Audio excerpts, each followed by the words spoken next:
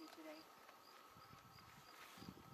Oh, heart of the sky, heart of the earth, creator and shaper of the world, all your many names, one God, as you appear to our ancestors,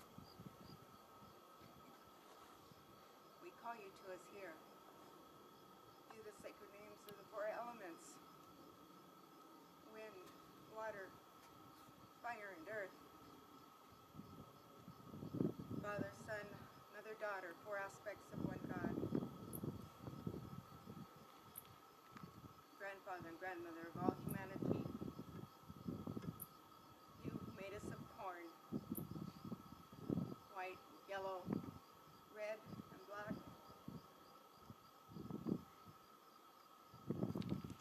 You, the lords and ladies of the four cardinal points, north, south, east, and west. You are past, our present, and our destiny. You who sustain life and hold the keys to the very doors and gateways of life.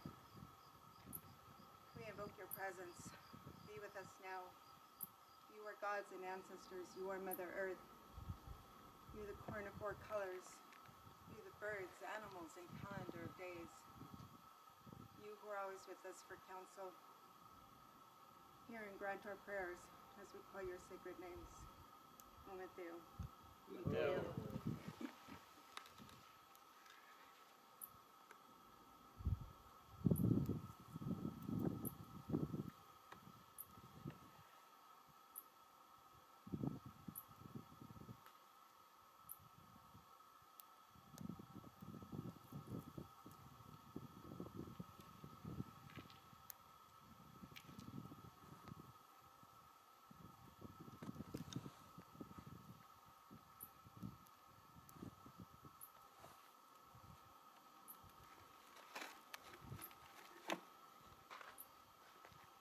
I want to share a Koda song, a thank you prayer for every being here, meeting all of you, for the ceremony in general, and everything that we have yet to thank, everything that we've already thanked.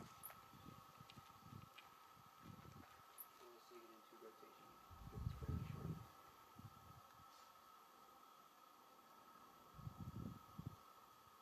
Pila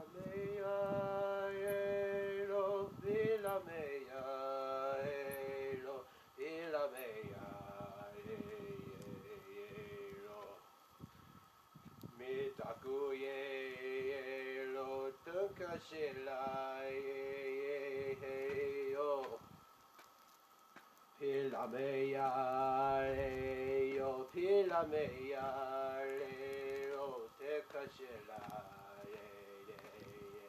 yo, mitaku yo, pila meya yo, pila meya, hoheche tu elo le petuashte, aho.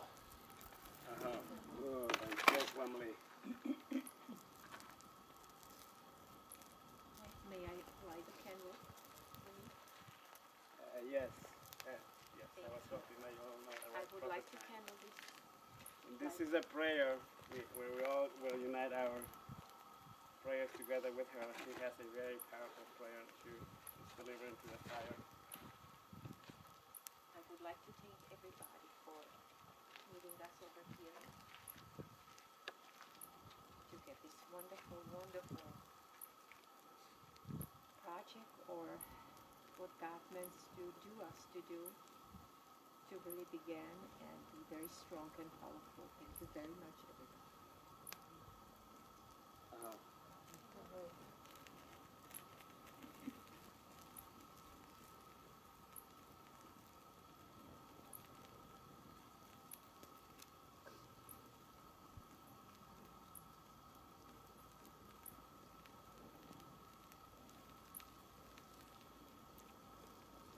We don't really plan these events. They just follow the universal flow, and they just when me and we were talking at the beach the other day with Joe and Nicole and others. We don't really pick the days to come to these places. It's more like universe picks us to be here at these places. And sometimes we get obstacles, and we just either come through them or over them or around them, and we manage to be where we're supposed to be. But today, this is a very sacred ceremony that we practice this in our daily lives. Back in our Mayan lands, we do this every day. And it's a way of following a cycle of 260 days that has been practiced for 66,000 years. My family or my tribe, they have kept this ceremonies alive for that long. And we never picked a day, it's just how it came to be. So today, I bring this up because I know when we come together, we all really tap into each other's vibrationals or into each other's brains, if you will. We all have the same thoughts. Very unique place to be around the fire in a sacred place. And I love how our sister picked up on that and delivered that Maya prayer of the corn. That's what we call it over there. So today is Wukub Ah. Today is the day of the staff of the corn. So thank you for bringing that to this sacred place. It shows how we in ancient times used to come to these places. Our ancestors used to run through here, delivering messages from Argentina all the way up to North America, east and west, and furthermore to the northwest through the Bering Canal. Bering Canal, when it froze, that was our way to get to Europe, Asia, and Africa, and come back to Cusco, where we trade for gold and jade and tobacco. And it used to take 30, what we know now as years, and the merchandisers will have children in North America. That was 10 years. Those children will continue to Asia another 20 years, and they will have children to go to Africa, come back, and it will take 60 years to come back to Cusco. And it's a beautiful thing to remember that by So today is Wukub Ah, that's the corn, and we are aided by other four elements. We have a Kech Manik, that's a protector of all animals, and they also are the hunters and the hunted. They're here tonight. We have Can, our brothers and sisters as snakes with feathers. They come here too and assist us in our prayers. And we have Kawak. Kawak is that we hear and see at the very beginning of a thunderstorm. And that's going to mean a lot to a lot of people in the next few days. The dramatic changes that are coming into our lives that we're going through, they're here today to let you know that it's okay. They're going to pass through that storm and come back to the shiny day, if you will. That message is right here, right now, for all of us. And then we have with that, as I said before, we don't really plan this. This is like the truest day of manifestation, so by all means, please put your intentions in the fire. And Josh on the walls.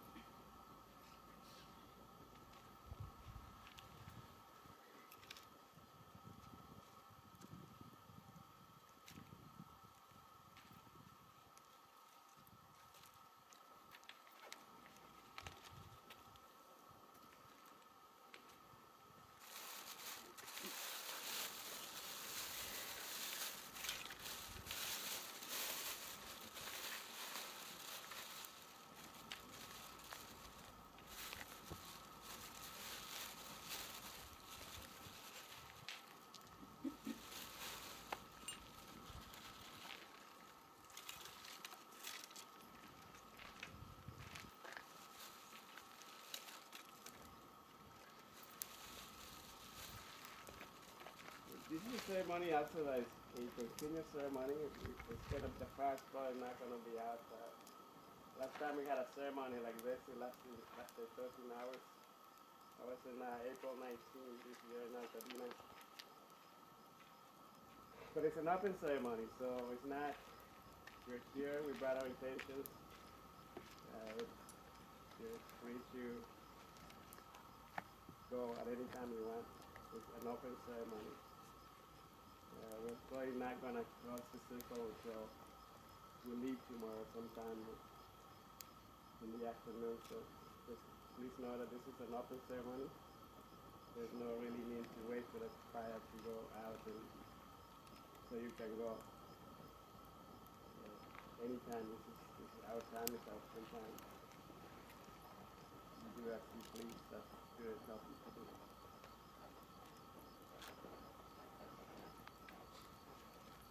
And with that, I'm just going to go sit down and enjoy the fire. Now for a blessing.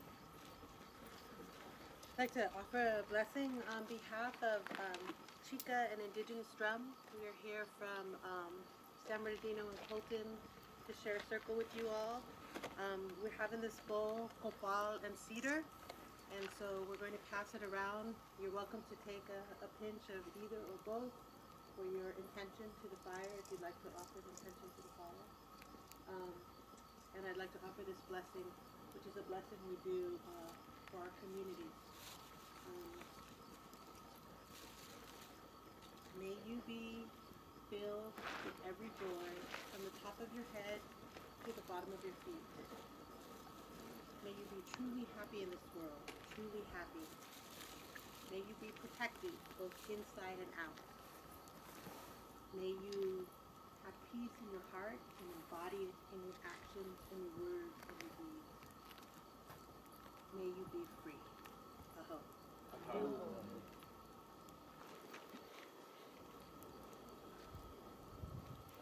My intention today is that you all be blessed and you find your path in this world. We come here today to continue our work in building community. We believe that everybody has been brought together for a reason and that we're connected in some way, that our paths are connected.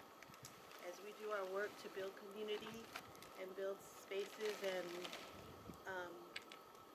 environments where we can continue to learn our indigenous ways, pass on the wisdom of our ancestors for all peoples.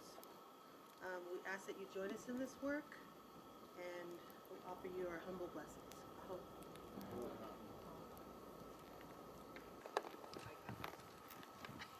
Chica is a Chicano indigenous community for culturally conscious advocacy and action.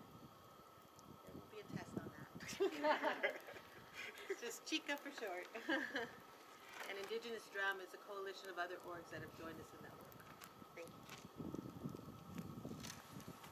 I can start it with a song, welcoming song, too much welcoming song. So if anybody knows the song, please sing along. If anybody wants to actually do the drum.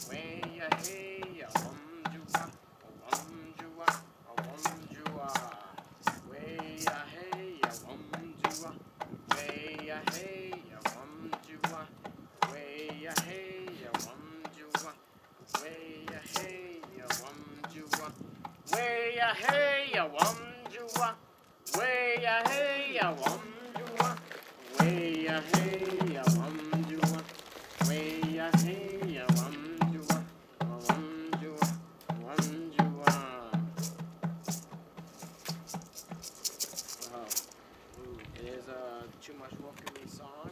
A little history on a background on the song is that the Chumash, when they would go trade with other nations and other people, is they would send somebody running through these valleys all around like California. And as a person, it's said that as a person is, running back and forth, from nation to nation, they're singing the song. So by the time he gets to a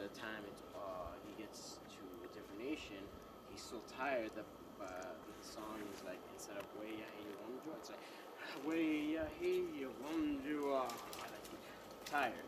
So I thought it was a little thing to at least let people know. So aho. I have a story actually. That the Shumash people, the Shumash elder, all us, not too long in Malibu, he said to us, look, did you know that we are the original dudes? Yeah. They say, what do you mean? Yeah, we are the original dudes, and this is an elder, like 70-some-year-old with long hair and bronze skin. And I said, well, please tell us the story. So I sit down. Next thing I turn around and I have all this circle of people listening to the elder story about how he was one of the original dudes. Well, the Shumash, they paddle from island to island. It takes very powerful people. Well, the story he told was a 13-year-old, the main paddler got sick, and without the main paddler, he knew all the routes. The waves would tell him where to go. So they have this little girl guiding this dudes, the Shumash, in the most important delivery of the time. They have been drought in Southern California and Baja California. All of that was Shumash territory. There was no food. The crops had died. So the Shumash, what is now Santa Barbara and Malibu, they had all these crops that needed to be delivered to Southern California and on to Baja California and Mexico to the other Shumash and other nations that were starving. And the little girl got in front of the paddling boat, and she said, well, don't worry, the Red Hawk will guide us to safety. And that's all she did. She paddled her life down the coast of Southern California all the way to Mexico delivering food. And she was guided by the Red Hawk to safety and brought all this food to all the starving brothers and sisters. So the Shumash have a long tradition of serving the world. And that's how they became the original surfers, the original dudes. They really surfed the waves hundreds of years ago, thousands of years ago. They've been surfing the waves, the Shumash people. So thank you for bringing that Shumash song into the fire. That was beautiful. That's what I love about this circle that we have done. We've been doing all around the continent. In 2012, we have this sacred run we call Peace and Dignity Journeys, Jornadas de Paz y Dignidad. And there's messengers like us that we come together and deliver the news. Not what you see on TV or the internet, but the actual word of the elders that they want the world to know. And we run. We actually run for 7 months from Chicaloon, Alaska, one direction down onto the eastern Canada and to the center. We run through Mexico. And from the south, there's another arrow, we call it, from Ushuaia, Argentina, with the Mapuche people. We send the runners out, going into Chile and all the countries, Brazil, Bolivia, Peru. And then we gather. This time in 2012, we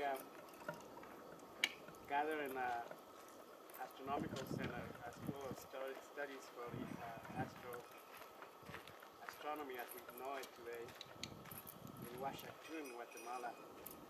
And we had all these people from all over the continent delivering the messages and the news from all the other nations. And there was a Shumash that ran from Malibu to get more, on to Mexico. But yeah, but the beautiful thing that I didn't get to, got sidetracked, that this is really the journey's one, is how we got here and suddenly we have the Lakota represented, the Chumash represented. We have the entire continent of Africa represented. We have Asia here. We have everyone. This is the prayer that the elders put in the fire in Washington. They said, well, you have to go across the oceans. You have to go everywhere and deliver this message that peace is available and ready to be manifested. In that spirit, we'd like to offer a song. We'd like the men to come and speak, but this is a song for women to sing. It's the Women Warrior song. And it's something that we sing to honor all the women who have given themselves so that we could be here today, the children who've given themselves so they could be here today, particularly the women warriors, which we consider any women who have given their lives either through childbirth, through struggle, through violence, through anything.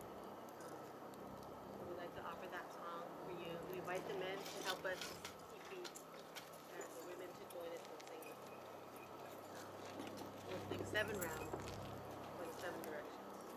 In the end, we'll lift our fists like this, which is homage to the women who have.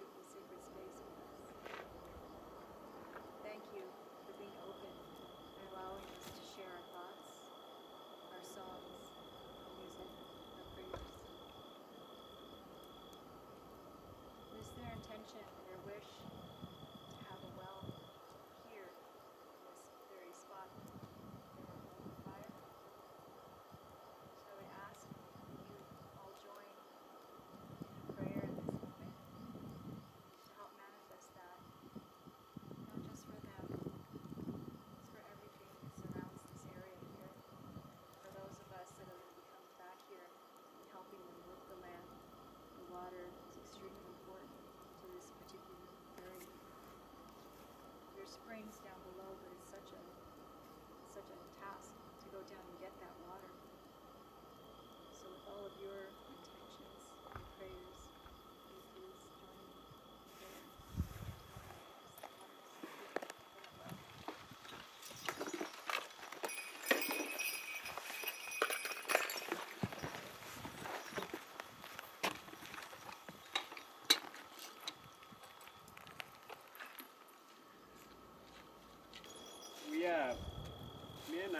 traveled, done a few trips to different places, and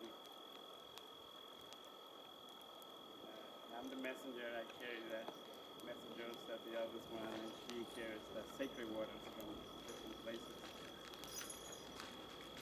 And on the 17th of this month,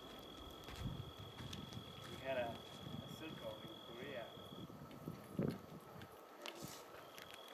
I was imagining right now how from here we go there and we go to all different circles. But I want to bring it up because at this particular circle there was, we were inside the Olympic Stadium in Seoul in Korea. And there were 140,000 people inside in the stand, sitting and standing. There was no more room. And in the ground alone, there was 40,000 youth dancing and singing and delivering messages of peace. And it struck me that some of the students, they have been training for months to do this, to honor our intentions and our prayers that we were going to be there praying for world peace. We were expecting about 20,000, maybe 40,000, and suddenly we have 180,000 inside the stadium and another 150,000 on the streets screaming, "We want peace." And this big circle had also representatives from different beliefs, philosophies, religions, and even military, ex-presidents, presidents, queens and kings. They all came to say that we are ready for peace, the world is ready for peace. In all those prayers, wherever we go, me and Nana and others that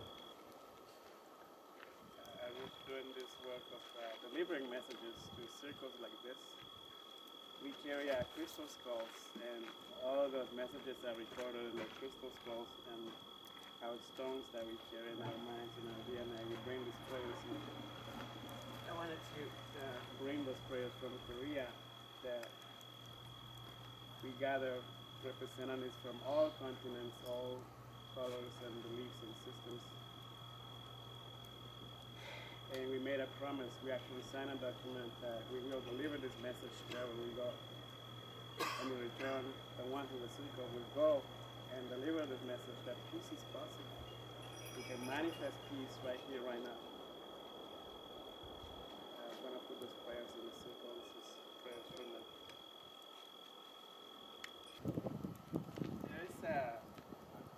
There's a lot that happened in those 6 days. A lot.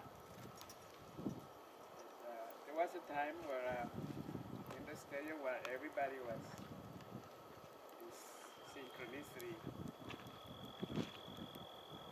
delivering these messages. There's pictures that people took from that moment over the stadium. There were cameras flying everywhere. And in some of those pictures, the sky literally opened and light came down on the stadium for a long time for everyone to feel it and see it. That's one of the things that it's just, it's a bliss to bring that information to this actually happening. The clouds forming little messengers of peace. It was a dove right over the stadium in the form of a cloud flying. There was a phoenix coming out of the stadium, flying towards the east and the west. And this, we saw it with our own eyes. This is the message that we bring, that when we work together as a powerful unit of collective consciousness, things like this happen. I mean, when we first talked about this gathering, that was only 2 years ago. Only 2 years ago. And in 6 months when we decided, okay, we'll do it in Korea, why Korea? Well, it's the only country in the world that's still divided, north and south. That was one of the reasons. Because the main message, we are one, that's a message of unity. And there cannot be peace when there is division in countries such as Korea. countries such as Palestine and Israel, you cannot have peace until everyone is at peace. But the thing is, there's 8 billion people of us, and not everyone knows that peace is possible. There's a lot of cultures in the world right now that they have never lived in peace. All they know is war. So it is everyone's duty to deliver this message to everyone. There's 8 billion of us. And we bring this message to the fire, and the fire takes it to the clouds, and the clouds become rain, and the rain takes it everywhere to the water. And that's one of the things that we are people that travel and deliver messages, and we see amazing things all the time. All the time we see synchronicity happen. Just now at the water, well, bringing the water. It's real. This collective consciousness that when we think and we show that pure intention to the fire and to the water, what we think is going to happen. So this message of peace in the cage, we are one.